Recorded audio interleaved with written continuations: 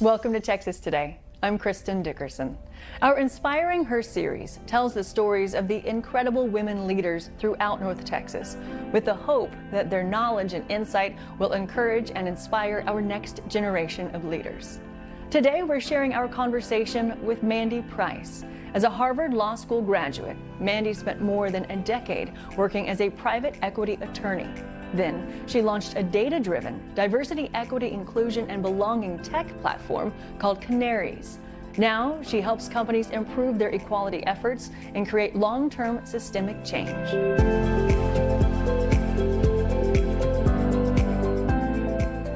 Mandy, it is so nice to be with you. Oh, it's so nice to be here. Thank you. I am so impressed by you on so many levels. You're a graduate of University of Texas, and then you went on to Harvard Law. Did you always want to be a lawyer when you were growing up? I didn't.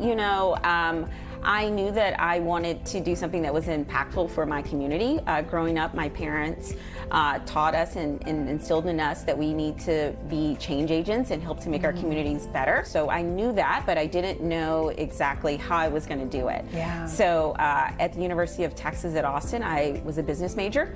And through that, I decided to pursue law because I view law and the legal field as a way to enact societal change. And at what point in your journey as a lawyer did you realize that something needed to shift regarding diversity, equity, and inclusion, and you needed to be the one to lead that shift?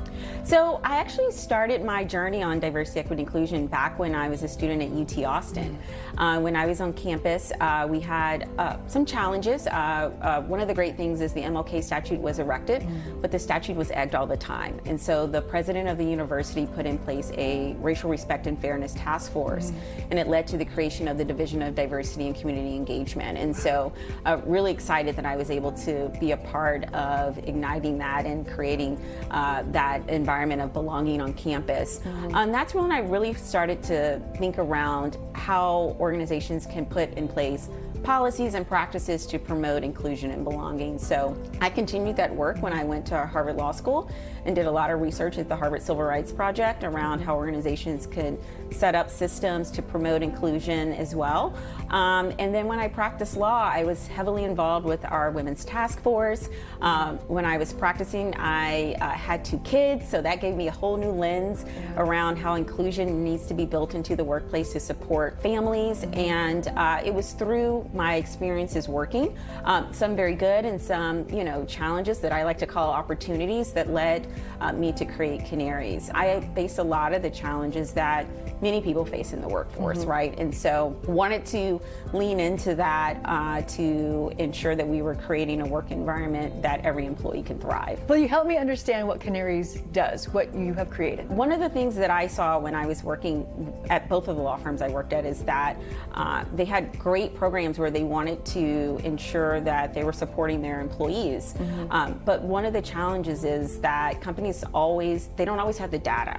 So what we do is provide true measurement around inclusion and belonging in the workplace. We help organizations understand how they can support all the different factors of their identities of their employees. So we help them isolate what are the challenges that caretakers are having, what are the challenges that employees with disabilities are having, what are the challenges that employees of different religious backgrounds, so that they can ensure that they're creating a work environment where everyone can succeed, and ensure that they're using a data-driven strategy. One of the things that we saw is that many diversity, equity, and inclusion programs may be built on awareness and education, but we know that as far as leadership teams and leaders in companies, it's really important that they have the data so that they can enact those strategies. And so our goal is really around how do we provide actionable data, recommendations, and benchmarking so companies can really ensure they have the strategies that they need in place. To this date, you have raised $10.5 million. That is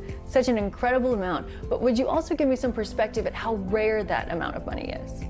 So it is incredibly difficult to raise venture capital. When we look at the rates of women, unfortunately, over the past few years, we've seen the amount of venture capital going to women decrease. Roughly, it's usually around 2%. I think at the high, it was maybe 3%.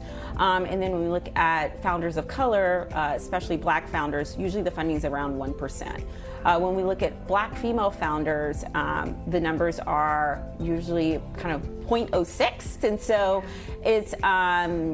it's very difficult, and we are working to help those numbers change. We know that there's a large number of very talented women entrepreneurs and Black female entrepreneurs out there, and so one of the things that I was doing as a part of Mayor Johnson's task force on innovation is how do we increase innovation and entrepreneurship here in the Metroplex, because we know that there's outstanding talent that lives and that are entrepreneurs here, and how do we ensure that they have exposure to that venture capital funding. A lot of venture capital is really set up on the coast, so I think most people are going to be most familiar with San Francisco and Silicon Valley, but we know that there are very talented entrepreneurs here as well that also deserve that funding. Any advice to help other people reach success? I would say don't give up.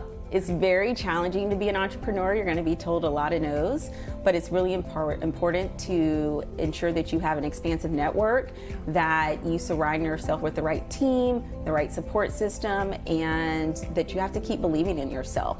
Because if you don't believe in yourself and your vision, no one else will. To learn more about Kanarys and to see how it's making a difference, go online to kanarys.com.